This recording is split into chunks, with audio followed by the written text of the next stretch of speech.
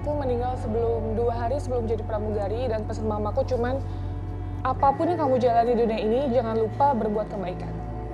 Ya, baik pasti selalu dimudahkan oleh Allah. Jadi pada saat aku mau menangani ODGJ, orang dengan gangguan jiwa, ya kita harus pelan-pelan. Kita yang sadar aja ketika didekati sama orang lain pasti akan takut.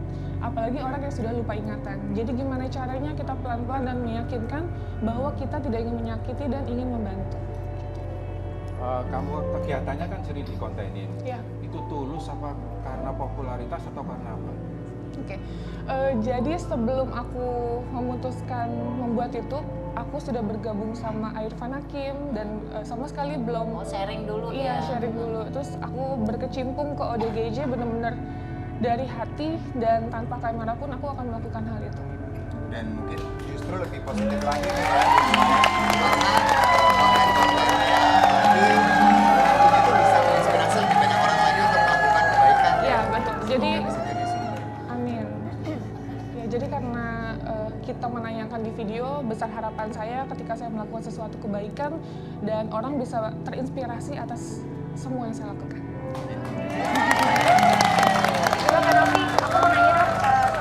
Biasanya ketika kakak berkomunikasi itu caranya bagaimana sih melakukan pendekatannya kepada mereka misalnya memiliki gangguan gitu, seperti apa? Bisa dijelasin? Aku biasa nemu di jalan. Jadi ketika aku dapat info atau aku nggak sengaja lagi makan di jalan atau dimanapun, aku pasti akan berhenti.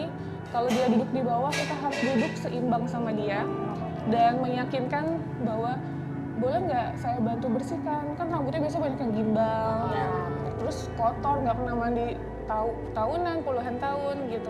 Nah, kita harus meyakinkan bahwa bapak tenang aja, ibu tenang aja, kita di sini nggak niat menyakiti, karena kan ODGJ sering disakiti selama ini. Jadi saya meyakinkan bahwa insya Allah niat saya baik dan semoga bapak percaya sama saya. Dan banyak banget yang dengan mudah gitu loh. Ada yang kabur gitu kan? Kabur ada, gitu. Ada banyak. Ada was-was nggak sih sampai sekarang nih misalnya ngadepin, ada was-was nggak? Kan kadang-kadang ada yang gimana galak gitu, sampai sekarang ada was-was nggak sih kalau mau dideketin? Oke. Jadi aku emang udah sering dilakukan kekerasan sama ODGJ, dipukul, dijorokin, sampai dilempar batu. Itu udah sering. Udah sering. Dan ada di YouTube-nya. Tapi semakin mereka melakukan itu, semakin aku semangat untuk membantu mereka. Gitu. Tapi pernah nggak sih kamu mendengar cerita dari mereka langsung yang buat saudara-saudara kita ini mengalami hal tersebut? Curhatan dari mereka. Oh, banyak. Mungkin tekanan-tekanan hidup yang selama ini dialami, mungkin divorce atau mungkin ditelantarkan untuk psikolog.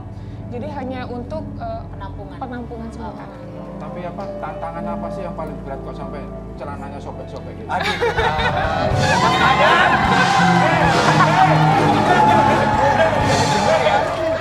Itu emang begitu fashionnya. Ini fashion. Bukan gara-gara kemana-mana. Sebenarnya saya ini kurang apa sih ya? Kok kamu ngomongnya sampai kok suwe-suwe mau bahas? Makanya kamu sering pakai celana sobek-sobek. Gak apa-apa ya Novi cerita Gak apa-apa ya. Tapi gini Nov, kalau tadi Novi cerita bahwa ketika melihat ada ODGJ di pinggir jalan, Novi akan ambil, dirawat, kemudian disalurkan ke tempat yang seharusnya menampung mereka dan lain-lain. Kan kamu masih bekerja sebagai pramugari kan? Sudah resign. Oh, akhirnya resign? Yes, aku memutuskan resign. Jadi setengah tahun aku menjalani YouTube dan pramugari dan aku merasa nggak bisa balance. Aku nggak bisa total ngebantu orang, aku nggak bisa total untuk meluangin waktu 24 jam untuk orang lain yang membutuhkan, sedangkan mereka itu butuh aku 24 jam. Gitu. Dan ternyata jiwa sosialnya lebih tinggi ya, betul. daripada pekerjaan yang dia pilih jadi pramugari. Tapi itu Kak, kalau biasanya gimana ya, maksudnya kayak kakak ketemu atau siapa tahu ada yang DM kakak terus kayak di sini ada nih Kanovi gitu. Iya. Apa jadi gimana? Lebih seringnya kakak yang investasi datang sendiri, investigasi sendiri atau kayak ada yang DM gimana gitu? Malah sekarang kita 90% dari followers. Oh, ngasih tahu kakak, ini ada ini kan. Jadi aku samperin mau sejauh apapun ke Lubuk Linggau, ke Riau, aku Sampai ke luar Jakarta. Mohon maaf nih Wow. Mbak, dengan jauh-jauh kayak begitu tuh modalnya gimana Mbak? Iya. Ada penyuntikan dana spesial dari si A, si B, si C atau dana keluar sendiri sedangkan Mbak kan keluar dari pramugari. Aku niatnya waktu resign itu bukan untuk memperkaya diri ya. Jadi aku bismillah, aku percaya setiap kemudahan pasti ada jalan. Gitu. Jadi kalau untuk masalah rezeki kita percaya akan ada dari Allah dan modal nekat aja pasti ada jalannya. Selama ini kemudian kalau yang paling berat ya, pasti kan nggak mudah tuh untuk konsisten terus membantu orang gitu. Pasti ada saat dimana tiba-tiba, aduh nih Capek. capek dan kayaknya Betul. pengen berhenti gitu kan. Yang bikin Novi tetap jalan apa? Kalau dibilang ngerasa fisik capek, jujur capek banget. Karena kayak kita ke Riau naik mobil 5 hari 5 malam, terus kita ke Lubuk Linggau, Lampung dulu, Palembang, baru Lubuk Linggau.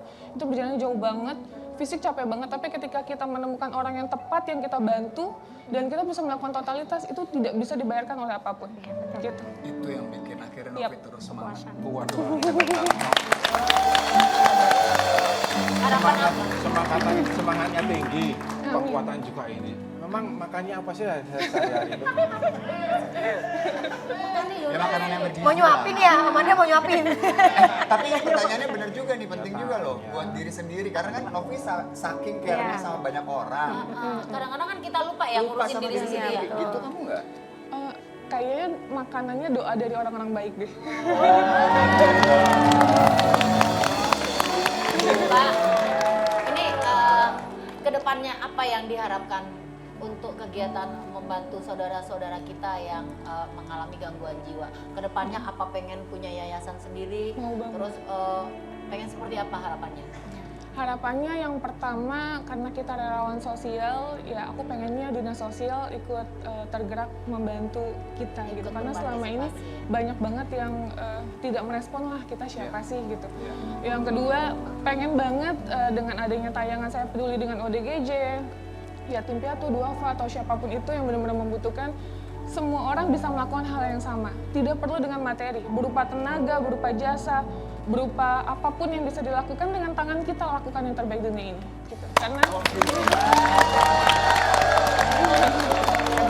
terima kasih. Merangkat semua jempol dari kami semua di sini. Ibu-ibu juga ya pasti bangga banget kelihatannya. Semangat terus ya Novi ya, terus Makasih banyak. menginspirasi, terus memberikan manfaat untuk orang-orang di sekitar kita. Dan untuk Indonesia ke depan lebih baik lagi. Amin. Kita akan segera kembali, jadi jangan kemana-mana, tetap di Rumah Rumah Idaman. Idaman bikinnya.